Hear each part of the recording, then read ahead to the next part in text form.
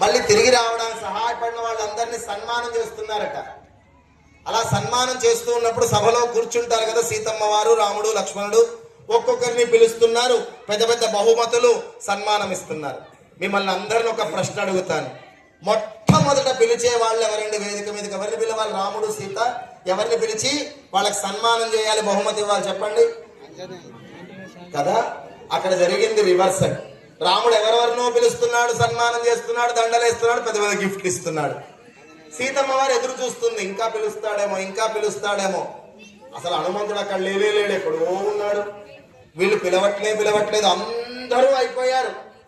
అందరూ అయిపోయాక అప్పుడు ఆ సీతమ్మ వారు రాముల వారితో అడిగింది, ఇంత చేసింది పనంతా నేను ఎక్కడున్నానో జాడ కనిపెట్టింది ఆంజనేయ స్వామి. గెలిచి రావడానికి కారణం ఆంజనేయ స్వామి. ఇవన్నీ చేసిన ఏం చేశాడు తెలుసా?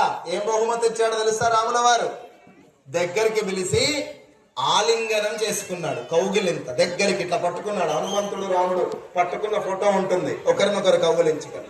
అంతకంటే పెద్ద గిఫ్ట్ ఉంటుందా ఈ మొత్తం లోకంలో? ఉంటుందమ్మా? రాముడు వచ్చి పట్టుకున్న దానికంటే పెద్ద గిఫ్ట్ ఏమన్నా హనుమంతుడికి ఉంటుందా?